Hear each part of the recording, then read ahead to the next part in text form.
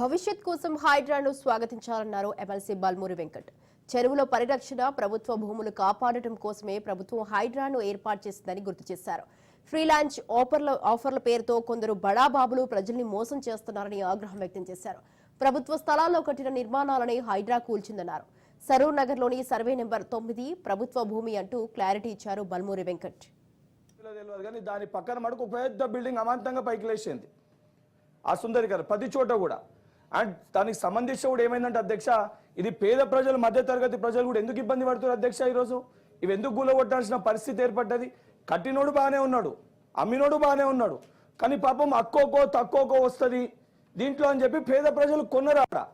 ఆ రోజు ఏదైతే ROR యాక్ట్ 2018 ప్రకారంగా కలెక్టర్కి 22 ఏళ్ళకి వెళ్ళి ఏదైతే ప్రభుత్వంలోకి వెళ్ళి భూములు తీసి అధికారమే లేకుండే.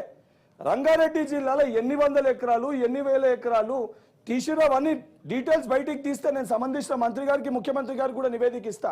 అది తీసినందుకే ఈరోజు ఆ కలెక్టర్ గారి పరిస్థితి ఏమైంది, ఏం నడుస్తుందో మనం అందరం కూడా చూస్తున్నాం.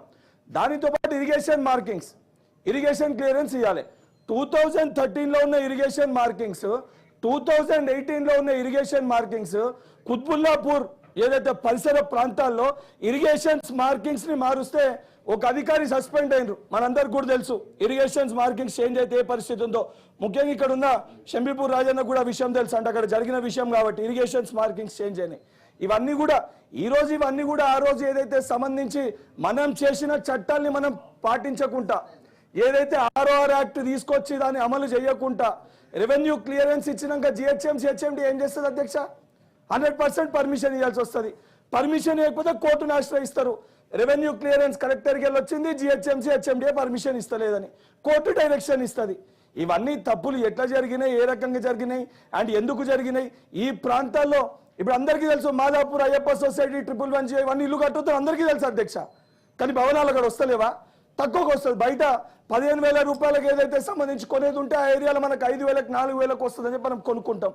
ఆడ లోన్లు రావని తెలుసు మనకి, అది రేపు పొద్దున ఇబ్బంది అవుతుందని తెలుసు, కానీ తక్కువకు వస్తుందని చెప్పి మనం కొనుక్కుంటాం. ఈ పరిస్థితులన్నింటినీ కూడా అరికట్టాలంటే 100% ఒక వ్యవస్థ అనేది అవసరము. దాని మూలంగానే హైడ్రా అనే దాన్ని తీసుకురావడం జరిగింది. ఎందుకంటే రేపటి భవిష్యత్తు కోసం ఈరోజు ఆ లేక్స్ ని ఇవన్నిటిని కూడా కాపాడే ఒక క్రమంలో ఏదైతే ఎన్నో రోజులకి వెళ్ళి కనబడని పక్షులు కూడా ఈరోజు మనకు కనబడుతున్నాయి అధ్యక్ష. ఏదైతే ఇంటర్నేషనల్ ఫోటోగ్రాఫర్స్ ఇక్కడికి వచ్చి ఆ చిత్రాలను కూడా అనేకమైన ఆర్టికల్స్ బయటకు వచ్చినాయి. రేపటి భవిష్యత్తు కోసం, రేపటి తరాల కోసము ఈ యొక్క లేక్స్ ని ఇవన్నిటిని కూడా కాపాడాల్సిన అవసరం ఉంది.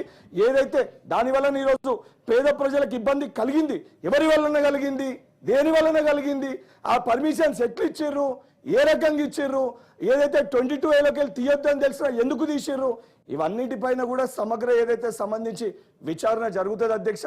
తెలంగాణ సమాజానికి, హైదరాబాద్ ప్రజలకు కూడా ఇవన్నీ వాస్తవాలు తెలుస్తాయి. 100% ఈ తీసుకొచ్చిన సవరణలను ఏదైతే హైడ్రాన్ కూడా ఒక ఏదైతే యువకునిగా రేపటి యొక్క అంటే ఇక్కడ ఉన్న సభలో చిన్నని కాబట్టి రేపటి భవిష్యత్తు కోసం ఇటువంటి యొక్క వాతావరణాన్ని మనం భూకంపం చూసినాం.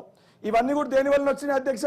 మన ప్రకృతిని మనం కాపాడుకోలేక, మనం ప్రకృతిని మనం కాపాడుకోకుండా దాన్ని మనం మర్చిపోయి లేక్స్ ని పూర్తి చేసి చెట్లని కొట్టేయడం వల్ల ఇటువంటి పరిస్థితి వస్తుంది.